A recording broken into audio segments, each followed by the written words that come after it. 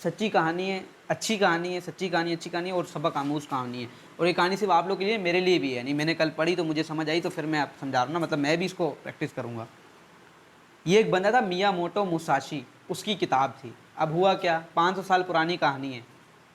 आपको पता है दुनिया में सबसे ज़्यादा लोग जो लंबी ज़िंदगी गुजारते हैं, कहाँ गुजारते हैं? जापान में। चाइना भी ठीक है, वहाँ पे भी लोगों की उम्र जापान में गुजारते हैं। क्यों? उसकी वजह पता है क्या है? उसकी कम अज़ कम भी जो वहाँ एवरेज लोग हैं ना, जैसे हमारे यहाँ कम अज़ कम जो असल में चल रहे हैं वो 50-60, यही चल रही है ना एवरेज, 50-60 50-60 ये चल रही है भाई समी। और हमारे आते आते तो सच बताऊँ मुझे डर लगता है। इसीलिए मैंने अपनी ज़िंदगी के जो गोल्स थे ना, जो मतलब सारी ज़िंदगी की सारी ख्वाहिशों को मैंने 40 तक लेके आ गया हूँ कि 40 तक करने। बीच में मैंने किसको बता रहा था? आपको बता रहा था कि हाँ, मैंने कि 40 के बाद कुछ नहीं करना भाई, दुनियावी लिहाज से कुछ इतना नहीं करना कि दुनिया के पीछे भागने के, तो दीन की तरफ जाना है। क्योंकि मुझे लगता है हमारी जब जनरेशन आएगी या हमसे जो अगली जनरेशन आएगी वो तो 40 में ही बूढ़े हो जाएंगे। क्योंकि एक तो हमारा खाना और ये सब रहना, ये इस बंदे की किताब से जापान में कम से कम लोग 80 तक जाते हैं आराम से। जो हमारे यहाँ 60 तक 50 जाते हैं, वो 80 तक आराम से जाते हैं। क्यों? क्योंकि वो लोग सबसे ज़्यादा पैदल चलते हैं, हल्की फुल्की ग़िज़ा खाते हैं और पैदल चलते हैं। ये उनका आज का मेन है। सोचो ये आज 21वीं सदी में ऐसे, तो आज से 500 साल पहले जो जापान में लोग रहते होंगे वो कितने सख्त और ताकतवर होंगे। तो ऐसे ही एक शख्स था, उसका नाम था मियामोटो मुसाशी। उसकी किताब थी। अब हुआ क्या, पहले तो भाई वो जिस ख़ानदान में पैदा हुआ या जिस जगह पे पैदा हुआ तो वो वॉरियर का ख़ानदान था, यानी जंगजू लोग थे, ठीक है, पहाड़ी लोग थे, सख्त लोग थे। 13 साल की उम्र तक तो वो मतलब उसको सीखना, जब 13 का हुआ तो वो लोग उनकी एक जो परंपरा कह लो यार, वो है कि उसको रसूम है कि उसको जो है ना फाइटिंग सिखाना स्टार्ट कर दी। इसको समझना है, मेन थीम को, बातों को नहीं सुनना। उसको 13 साल की उम्र में बोला भाई सीखो। जैसे अब आप लोग हो ना 5-6 साल के तो बच्चे स्कूल में डाल देते ना, हमारी यही ना रस्म कि मैट्रिक तक करे फिर ये करे। तो उसकी रस्म थी उधर की, ये किसी के वरियर बनाना था। तो 13 साल की उम्र में डाला, 15 साल की उम्र तक उसने कुछ फाइटिंग सीखी। जब वो 15 का हुआ तो उसने अपना घर छोड़ दिया। यानी उसको समझ आई कि मेरी जो ज़िंदगी का असल मकसद है ना, वो मैं वरियर ही बनूंगा। मतलब मेरे सारे वहाँ वरियर बन रहे थे, लेकिन मेरी ज़िंदगी का मकसद ही वरियर बनना है। मिसाल के तौर पे सारे पढ़ तो रहे हैं, लेकिन अगर कोई ये बंदा कहे कि मैं पढ़ाई को ही अपनी ज़िंदगी का मकसद बना लूँगा, मतलब मैं दूसरा कोई काम नहीं कर रहा। अमूमन हम लोग जो नॉर्मल लोग हैं वो उसको पागल बोलेंगे, ऐसे ही है, नॉर्मल लोग उसको पागल बोलेंगे, भाई ये हट गया सबसे। लेकिन एक दूसरी पहलू देखें तो सबसे ज़्यादा एंड टाइम पे, जब उसका आखिरी वक्त आएगा, सबसे ज़्यादा कामयाब वो होगा, पहली बात। और दूसरी बात, उसकी कामयाबी इतनी ज़्यादा होगी कि उसके मरने के बाद भी रहेगी। जैसे मियामोटो मुसाशी की कामयाबी थी, तभी 500 साल बाद भी हम उसकी बात कर रहे हैं, दो मिलेंगे ना उसको बेनिफिट्स। तो ये निकल गया। 15 से लेकर 20 साल, 5 साल इसने पहाड़ों में अकेले गुजारे, किसी से नहीं मिला। ये प्रैक्टिस करता रहा, क्योंकि इसने वॉरियर बनने का पहले सीखा, फिर 5 साल प्रैक्टिस की और मेडिटेशन की। मेडिटेशन मतलब अपनी नफ्स पे से जंग की, इसको कोशिश की इसको ताक़त करने की। फिर तकरीबन ये कोई जब 20 साल का हुआ तो ये लोगों के सामने आया, तब से ये जंग करने लगा। अब उस वक्त की जंग ऐसी होती थी कि भाई अगर हारोगे तो फिर अगले वाले को मारना होता था। तो ये फिर ये जो मरा ना, ये मरा 61 साल की उम्र में। आज से 500 साल पुरानी कहानी है ये। 61 साल की उम्र में जब ये मरा तो इसने टोटल जो डुएल्स की थी, 1-to-1 बैटल किए थे। डुएल्स का मतलब होता है 1-to-1 बैटल जो किए थे, वो किए थे 61। टोटल इसकी जो जंगें थी अकेले अकेले की, वो 61 ही हुई थी 61 साल की उम्र में। और इसने 61 की 61 जीती थी। अब सोचो, जिसने 61 की 61 जीती हैं वो कितना ताकतवर इंसान होगा कि नहीं होगा। अब सारी बात आती है हमारी बॉडी, हम कोई भी काम करते हैं, हम कहते हैं कोई बहुत बंदा समझदार है, ये वो सारा माइंड से होता है, सब माइंड से। ऐसा है ना, अगर हम बहुत बड़ा कोई बिल्डर देखते हैं ना, हम भले देखते हैं उसका जिस्मानी से वो ज़्यादा है, लेकिन असल में हम देखें तो उसका माइंड इतना था कि उसने उससे प्रैक्टिस करवा ली इतनी। मैं जब 4 घंटे पढ़ा के अगर नहीं थक रहा तो क्या है, मतलब मेरा माइंड इतना पीछे प्रेशर रखा हुआ है कि अवेज फर्स्ट ईयर का तो उसको अलग से पढ़ाना है, तुम लोग सेकंड ईयर के अलग से देखना है, ये 9 का इसको अलग से देखना है, वो मैट्रिक का है लेकिन मैट्रिक में फेडरल बोर्ड का उसको अलग से देखना है, और अगर अब्दुल्ला आ जाए तो उसको कोई अलग ही तरीके से देखना है, और फिर गर्ल्स आती थी तो उनको अलग तरीके से देखना है। तो ये माइंड की पावर थी ना जो थक नहीं रही थी। क्या ख्याल है? यानी माइंड की पावर थी। तो सोचो इसका माइंड कितना तेज़ होगा। तो जब ये इसका आखिरी वक्त आया, आखिरी के 6 महीने मरने से पहले, इसने जो कि सारी ज़िंदगी शादी नहीं की, तो इसके शागिर्द बहुत थे जापान में। अच्छा, एक बात और थी, ये जापान में इतना मशहूर हो गया कि देखो उस टाइम सोशल मीडिया नहीं था, लेकिन ये सिर्फ अपने नाम से मशहूर हो गया कि एक बंदा है मियामोटो मुसाशी, किसी ने उसको देखा भी नहीं हुआ था, क्योंकि मैंने क्या बोला, ये घर से बस चला गया, उसके बाद ये कभी भी नहीं आया। तो जो है ना, उसको देखा भी नहीं हुआ था, जिसको बस नाम सुना हुआ था। एक बंदा है वो जब लड़ता है वो हारता नहीं जिधर भी जाता है, वो नहीं हारता।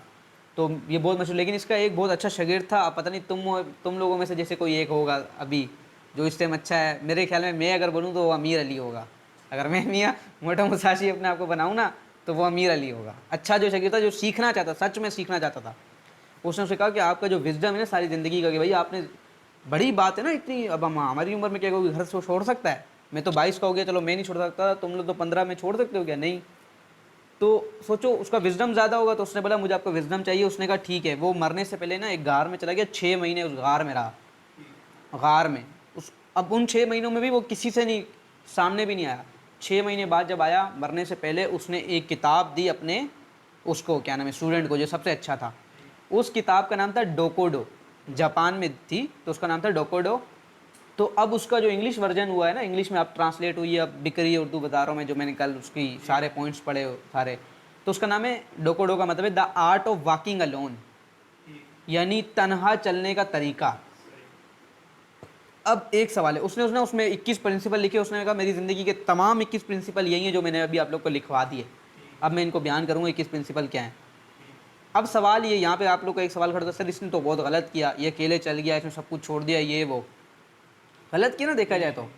लेकिन मैं समझता हूँ इसने सही किया भाई, क्योंकि देखो उसने कामयाबी ली। उस ज़माने के जितने लोग थे, आज हम किसी की बात कर रहे हैं नहीं, या किसी ने किसी को पढ़ा, किसी को जाना नहीं जाना, सिर्फ इसको जान रहे हैं। और इस पर अब भी रिसर्च हो रही है इसी डोकोडो के ऊपर। क्यों हो रही है? अब इस पर एक कहानी, सच्ची कहानी मैं अपनी ज़ात से, मतलब अपने दोस्त की सुना रहा हूँ, सच्ची। हारिस को बहुत सारे लोगों ने देखा हुआ है, इन लोगों ने भी देखा हुआ है, ज़्यादातर लोगों ने। वो जो मेरा दोस्त है ना हारिस, मतलब अक्सर औकात आता था शाम में, डेली आप लोगों से ट्यूशन पढ़ाता था, तो अक्सर औकात में उसके साथ चाय पीता था या कोई काम गपशप लगाता था। आजकल पिछले 1-2 हफ्ते से हम नहीं मिल रहे, किसी वजूहत से। वो भी बिजी है, मैं भी बिजी हूँ। उसका एक दोस्त था, और ये सच्ची कहानी है।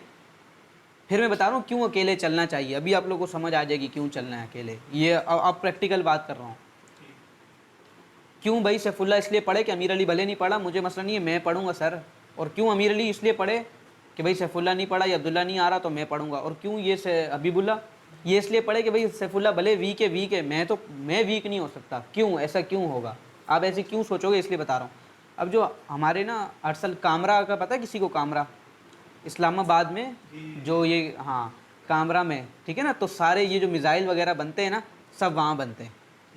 जितने भी मतलब कि हमारे पाकिस्तान की बड़ी बड़ी चीज़ें बनती हैं वो वहाँ बनती है। आर्मी का या नेवी का इदारा या एयरफोर्स का मुझे नहीं पता, मैं क्योंकि कभी गया नहीं उधर ना। हर इंजीनियर को जो बन रहा होता है, एनएडी भेजती थी 15 लोगों को। कितने लोगों को? सिर्फ 15 को इंटर्नशिप करने हर साल। हमारे साल कोविड आ गया तो हम नहीं जा पाए।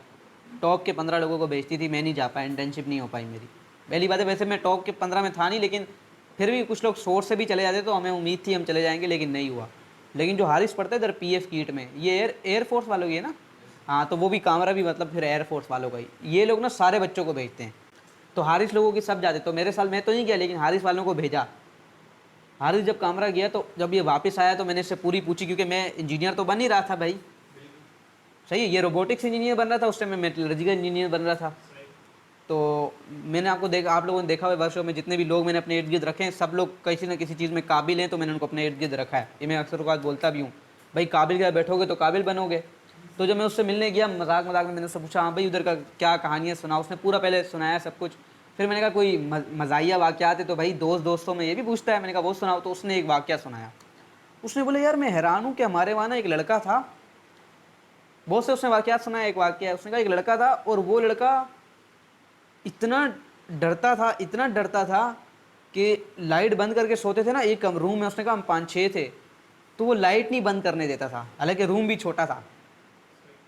इतना वो डरपोक लड़का था। मैंने कहा नहीं नहीं, ये तो तू अब अपने से कह रहा होगा, ऐसे थोड़ी होता है कि इतना कोई डरता है कि अब यहाँ पे कितने बैठे हैं, जितने बैठे हैं मैं सबको एक रूम में बैठ के बोलूँगी भाई आप लोगों ने इधर सोना है, दूसरा रूम उसके साथ है। तो रात में कोई इतना तो डरपोक नहीं होगा ना, होगा क्या कोई इतना? तो मैंने उसको मजाक में लिया। मैंने कहा ये तो तू मजाक कर रहा है। कहता नहीं नहीं ये सच बात है। और कहता है रात में उसने मुझे एक दफ़ा वॉशरूम के लिए उठाया कि उठो। मैंने कहा यार मैं नहीं जा रहा, सामने तो है। उसने कहा नहीं मैं वहाँ भी नहीं जा रहा क्योंकि वहाँ अंधेरा है। कहता वो मुझे उठा के लेके गया। मतलब उसने ऐसे मुझे मजाक के तौर पर ये वाक़या सुनाया। मैंने कहा ऐसा नहीं होगा, ये मुझे शायद ये ऐसे ही बोल रहा होगा। कुछ अरसे के बाद, 1 साल बाद की बात बता रहा हूँ, जब कोविड का एंड हो रहा था, उन दिनों की बात है कि इसके पेपर्स चल रहे थे, तो मैं इससे नहीं मिल रहा था। कुछ दिन बाद जाकर मैं मिला तो उसने मुझे बताया कि यार मेरे ना एक क्लासमेट की ना डेथ हो गई इधर कोविड के अंदर। और डेथ से 2 दिन पहले ना मैंने उससे बात भी की थी, और मेरे पीछे बैठता था या पता नहीं आगे बैठता था पेपर वाले दिन, तो शायद मैंने उसको पेपर नहीं दिखाया था, मुझसे नाराज़ था, या उसने मुझे नहीं दिखाया तो मैं उससे नाराज़ था। इस तरह का कोई मामला था। तो उसने मुझे मैसेज इसने दिखाया कि मरने से उसके 2 दिन पहले देखो मैसेज आया मैं, और मैसेज में ये लिखा हुआ था कि यार नाराज़ नहीं होना, नाराज़गी है तो कोई ख़त्म कर दो। और 2-3 दिन बाद उसकी डेथ हो गई ना। हारिस ने मुझे बताया, ऑनलाइन ही पेपर हो रहे थे। तो मैंने हारिस को बोला, मैंने बोला यार कौन लड़का, अच्छा चलो यार वो हुआ, इन्ना लिल्लाहि व इन्ना इलैहि राजिऊन, दुख हुआ भाई, सीधी बात है। उसने मुझे बताया ये वो ही लड़का था जो मैं तुझे कहानी नहीं सुनाई थी जब हम कामरा गए थे, जो डर रहा था, ये वो लड़का है। मैंने बोला सच बता, ये वही लड़का है, मतलब वो कहानी सच्ची थी? इसने कहा हाँ हाँ वो कहानी सच्ची थी। फिर ये लोग तमाम के तमाम ना, ये हारिस के अपने दोस्त यानी क्लासमेट उस लड़के के, मैंने तो आज तक उसको देखा भी नहीं, ये लोग मिलने गए उधर। हारिस ने फिर मुझे बताया कि जब हम इसके घर मिलने गए तो हमें पता चला, उस टाइम तक तो पता चलता कोविड से हुई थी, फिर बाद में अब पता चला कोई बीमारी थी शायद। तो कहते जब हम उधर गए तो उसकी कब्र पे जब हम लोग गए ना, तो कहते बाकी दोस्तों को तो नहीं पता था उसका ये वाकया, लाइट वाला और ये वाला डरपोक वो इतना था। तो कहता मैं ये सोच रहा था जो बंदा इतना डरता था रात में कि लाइट नहीं बंद करता था कमरे की, वो इधर कब्र में कैसे अकेला सो रहा होगा। भाई ये बात तो सबके ऊपर लागू होगी ना, आपके और मेरे ऊपर भी। अब देखो ये सवाल बनता है ना एक, कि उधर वो अकेले कैसे जवाब दे रहा होगा, अकेले कैसे रह रहा होगा। तो हारिस कहता भाई मेरी आंखों में आंसू आ गए कि भाई ये मतलब बड़ी बात है। और फिर मुझे भी डर लगा, मैंने कहा यार इतनी बड़ी बात है ये। और अभी रिसेंटली की बात कर रहा हूँ, अभी उसकी डेथ को तकरीबन 1 साल हो गया। रिसेंटली तकरीबन पिछले महीने में जब हारिस से मिला तो मुझे बता रहा था, मैं दोबारा गया था उस तरफ, उसकी कब्र पे मैं एक दफ़ा दोबारा उसके अम्मी से भी मिलने गया। तब पता चला कि कोविड से नहीं हुई थी, किसी और वजह से हुई थी, कोई बीमारी थी बेचारे को। तो फिर भी हारिस कहता जब मैं उसकी दोबारा कब्र पे गया, दिन का टाइम था इस टाइम, कहता लेकिन फिर भी मुझे याद यही आया कि यार ये तो वही वाली कहाँ, वही लड़का है जो नहीं सो पा रहा था। तो देखो आर्ट ऑफ वॉकिंग अलोन का मतलब क्या है कि ज़िंदगी में सारे काम अकेले तरफ से चलो। क्यों? क्योंकि मरने के बाद तो अपने अकेले ही हो जाना है ना भाई। सैफुल्लाह और हबीबुल्लाह भाई हैं, कोई देखो गलत नहीं लेना इस चीज़ को, मैं बिल्कुल सही बोल रहा हूँ। पता चले कोई घर से भी देखे वो बोलेगा सर आपको कैसी बातें बता रहा है, ये सच्चाई है। मौत तो ये नहीं देखेगी कि भाई 60 का हो जाएगा, क्योंकि अब जापान में रह रहे हो तो 82 में मरोगे, इधर होगे तो 60 में मरोगे, ऐसा तो नहीं होता ना। हाँ, और ऐसा भी नहीं होगा हबीबुल्लाह और सैफुल्लाह को एक ही जगह दफन करो कि दूसरे का साथ रखेंगे उधर, ऐसा होगा समी? तुम लोग इनको देख लो भाई, मारने में चला है तुम दोनों भाइयों को। भाई सीरियस लेना इस बातों को, ठीक है? मजाक चलता है, जस्ट एन एज्यूम कर रहा हूँ, जस्ट एन एज्यूम कर रहा हूँ, सोचने वाली बात है। वैसे ही है, उधर तो अकेले होने ना, तो फिर दुनिया में भी अकेले चलना चाहिए। तो फिर इसकी फ़िलोसफी अब बताओ अच्छी हुई है नहीं? अकेले चलने वाली फ़िलोसफी बेहतरीन हो गई ना। हाँ, ये इसलिए पढ़ा रहा हूँ कि अब जो पढ़ाई में जिनके मन नहीं लग रहे ना, अब वो उनका मन लगेगा। एग्जाम्पल मैंने सही दिए।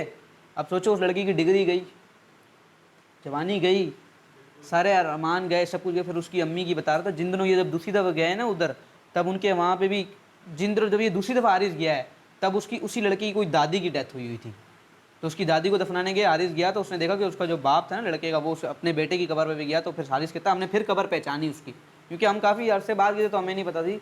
तो बताना क्या चाह रहा हूँ कि भाई देखो कुछ भी हो सकता है, वहाँ तो अकेले रहने ना, तो फिर ज़िंदगी में भी अकेले चलना बंदे को सीख जाना चाहिए।